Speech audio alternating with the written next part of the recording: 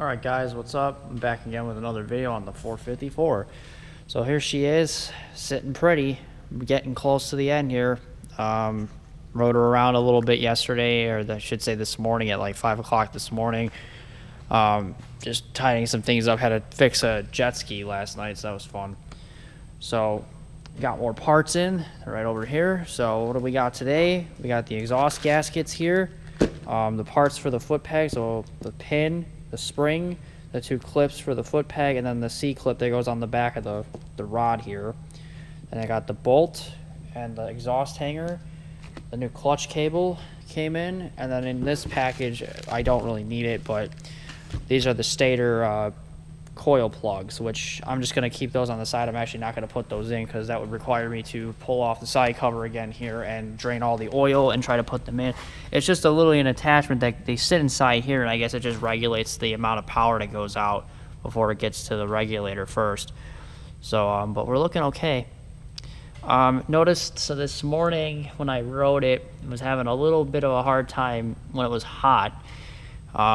Revving through the rev range, it was getting caught at about 2,500 RPM, and it would stutter a little bit, and then it would keep going. So I'm wondering if these plugs got fouled up again because of, I believe it's the right cylinder plug is probably black again because of the fact that it's not burning correctly. It's probably just getting too much fuel, or it's just another thing they were saying was if you keep idling the bike, that could cause issues. And I kept flipping the bike on and off, trying to, you know, I'd run it for about 30 seconds to a minute, shut it off, or let it idle here and there. So I might have got some buildup on the plug, although, you know, you'd think it wouldn't happen after I then started riding it around, but it's whatever. So I think first what we're going to tackle will probably be the hardest job, will be the clutch cable. And I'm going to reroute this guy. So this guy isn't going to sit like this. It's going to reroute under the water pump, under the exhaust pipe, then up through there, and then back around through the gauge here. And then it's going to go back up through here. I'm going to have to pop this cover off, go back up through here, and then get rerouted up in here. So we'll do that first, and then I think after that we'll tackle the exhaust. We'll put this clamp on. We'll get those gaskets between the pipe here and the actual muffler tip. So one on each side for those. And then we will conquer the foot peg here. We'll just unbolt it and just put all the parts in and rebolt all the parts together. And that will hopefully fix this really wobbly, loose foot peg up.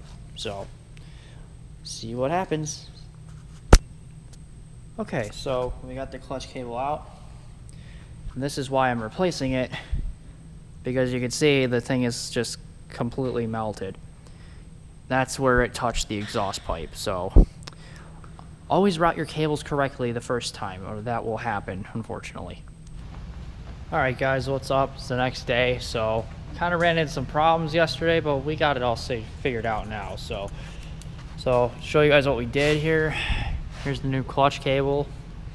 Well, obviously clutch lever cable end is brand new. Got it piped down under here, zip tied it there, running over here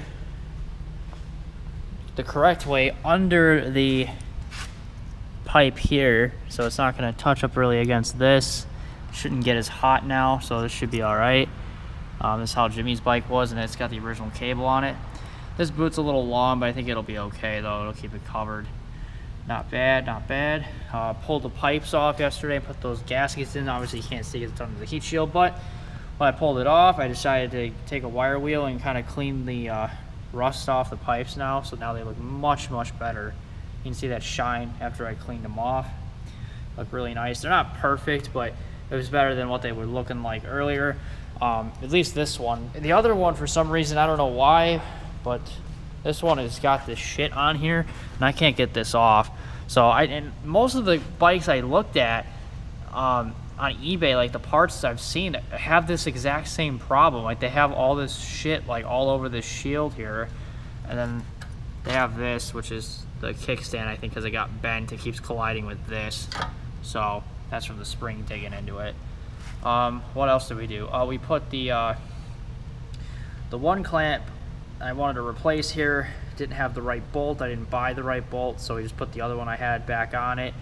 And then we put the actual bolt I bought in here, although this bolt actually snapped out. So luckily my mechanic was able to pull it out. We were able to drill it out and pull it out, and then cleaned up the shield and put it back in. So now the shield's nice and tight, and it's all good. So, and then also on the other side, the foot peg got all new. The foot peg got all new hardware over here. So now you can see it's all got brand new steel and brand new pin in there. So now the foot peg actually clips down, stays down, and when you flip it up, it actually clips into place and it doesn't fall down anymore. So that's all nice. So it's got a new pin, new spring, and then these two new plates, and then the new C-clip down there. Jimmy actually put that in, so now it looks really nice. So also the bike sounds a lot different too, so let me start it up and I'll show you guys. So you turn the key, let's see if we can start it. Look how much quieter that is now. Before it was like, on my Instagram, if you look at my Instagram, it was like, it's like really loud, and now it's just, it's so much quieter with those gaskets in there. I did not realize how quiet this bike was. But we're getting real close, guys. Just gotta fix this seat. We gotta get this seat in the backrest reupholstered. And then maybe some couple other odds and ends that I could find, but we're really close to road riding this thing. I mean, I want to touch up these wheels eventually, the caliper there, just because you can see all the pitting in the wheel here. It's just not cool, but again, you see the caliper here, it's all pitted. But realistically, as long as it works, it's okay. But and I got to put air in the tires. Tires are in good shape though, so that's a good thing. But yeah, I can't wait to see how she runs now. But I'm gonna go do that and go ride her around a bit, see what happens.